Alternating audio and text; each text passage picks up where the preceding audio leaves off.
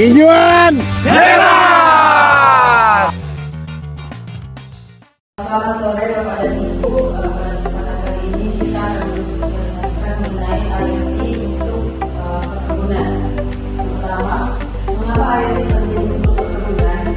Di industri perkebunan kita bekerja di medan yang tidak sederhana, di mana kita menghadapi lahan yang luas, titik kerja yang tersebar, kondisi lapangan yang cepat berubah, dan banyak keputusan harus diambil sebelum masalah menjadi besar. Adapun tantangan khas perkebunan yaitu luas, kemudian jauh, lambat. Perkebunan memiliki tantangan operasional yang berbeda dengan kantor, toko ataupun pabrik yang tertutup. Di lapangan, satu masalah kecil itu bisa menjadi mahal karena jarak. Satu sensor rusak, satu saluran air terganggu, atau satu area kebun terlalu kering. Kita tidak segera dilakukan pemeriksaan, hanya mengendalikan patroli manual. Pada saat laporan sampai ke pengambilan keputusan, kondisinya bisa sudah berubah. Nah, inilah sebabnya pendekatan lama yang sebelumnya bergantung pada inspeksi manusia, kertas, broadcast atau foto sesekali sering tidak cukup lagi.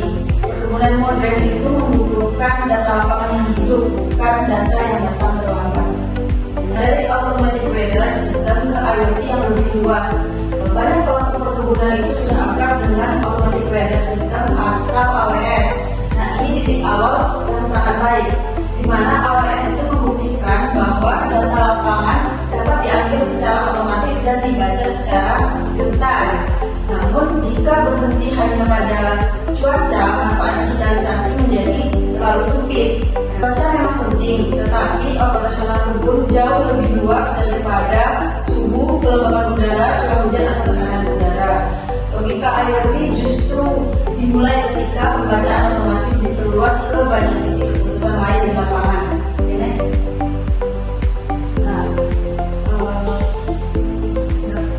Selanjutnya, IoT itu bukan sekedar monitoring, tapi alat bantu mengambil keputusan.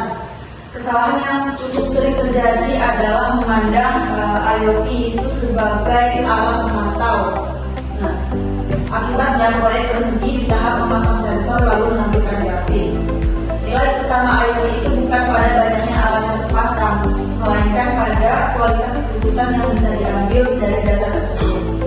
Karena itu, IoT di perkebunan harus diposisikan sebagai alat bantu keputusan operasional.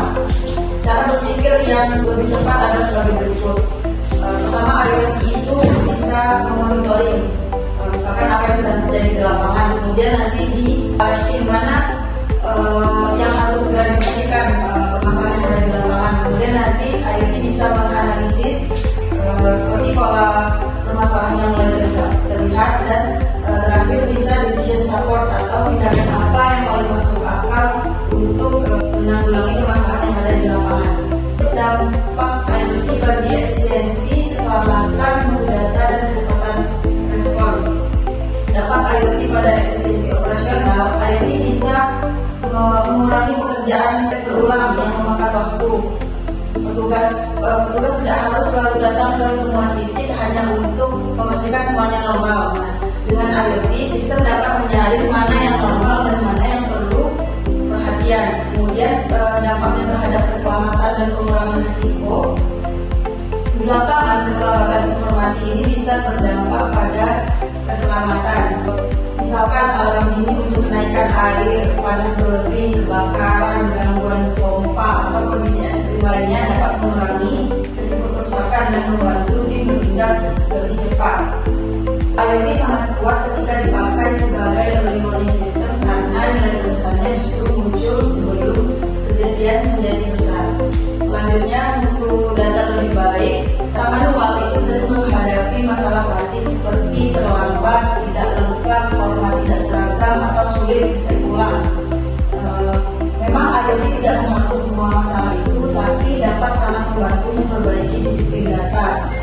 Kemudian, yang lebih cepat, manfaat yang paling terasa dari IoT itu biasanya adalah kecepatan respon. Ketika data bisa bergerak lebih cepat daripada masalah, maka maka organisasi punya peluang untuk mencegah kerugian. Inilah perbedaan besar antara sistem reaktif dan sistem yang mulai proaktif.